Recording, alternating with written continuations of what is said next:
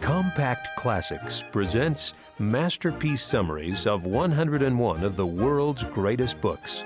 Selections taken from the bestseller The Great American Bathroom Book, a reader's treasury guide into the works you've always wanted to read, but haven't had the time. Frankenstein by Mary Shelley. It's a conceptual horror novel set in Switzerland in the late 1700s.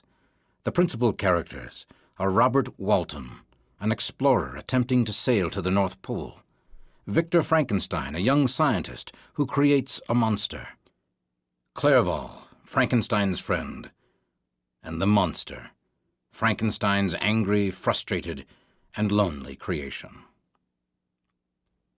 His ship surrounded by ice, Robert Walton watched with his crew as a huge, misshapen traveler on a dog sled disappeared across the ice.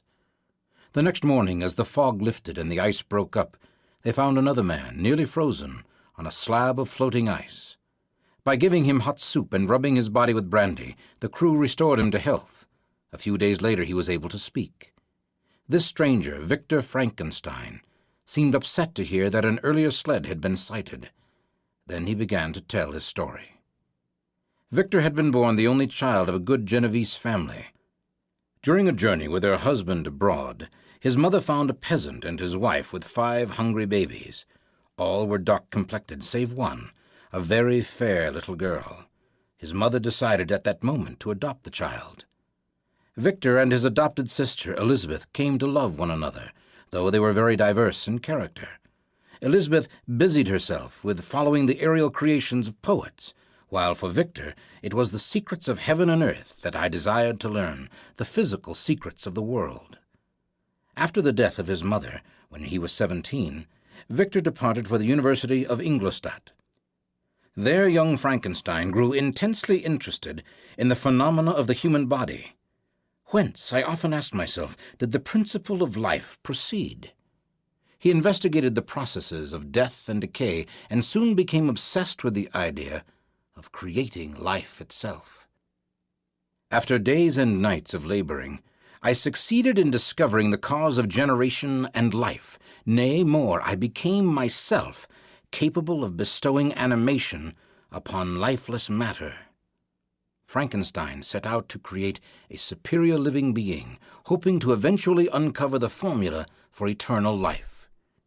In his brilliant and terrible research, Frankenstein doggedly collected body parts from charnel houses and cemeteries.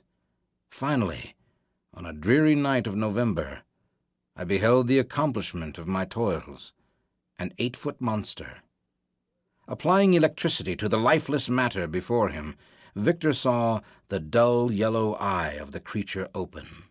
It breathed hard, and convulsive motion agitated its limbs.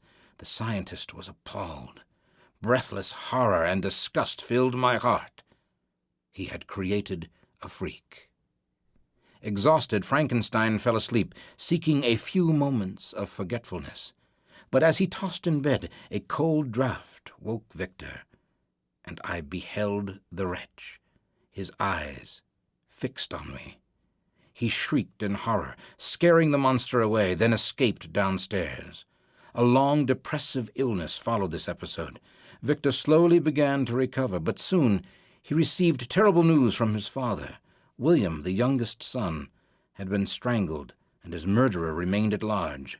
"Come, dearest Victor, you alone can console Elizabeth," his father pled. The scientist returned to Geneva during a terrible storm. As he plodded along, he perceived in the gloom a figure, and knew instinctively that it was the filthy demon to whom I had given life. Then a horrible thought struck him. This monster might be his brother's murderer. But when Victor arrived at his mournful home, he was told that William's killer had already been unmasked. Justine, the family's longtime servant, had been found in possession of a locket which held a picture of their mother, taken from William during the murder. The poor girl seemed to confirm her own guilt by her extreme confusion of manner, and though Victor believed Justine was innocent, he hesitated to come forward because he felt the story of his monster was too fantastic to be taken seriously.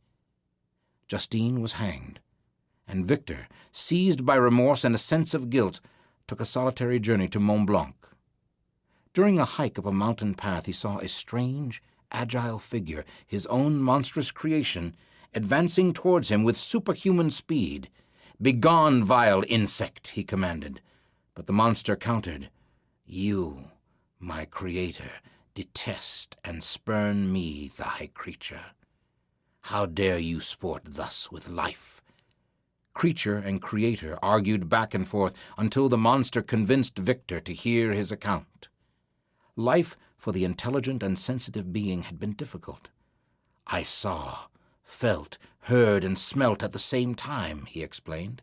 He wandered, surviving on berries and stream water, until he found a fire left by vagrants and learned to keep warm. When food grew scarce, he approached a village, but because of his hideous features, some of the villagers fled, some attacked me, until, grievously bruised by stones, I escaped to the open country. He finally made his home in an abandoned hovel adjoining a cottage.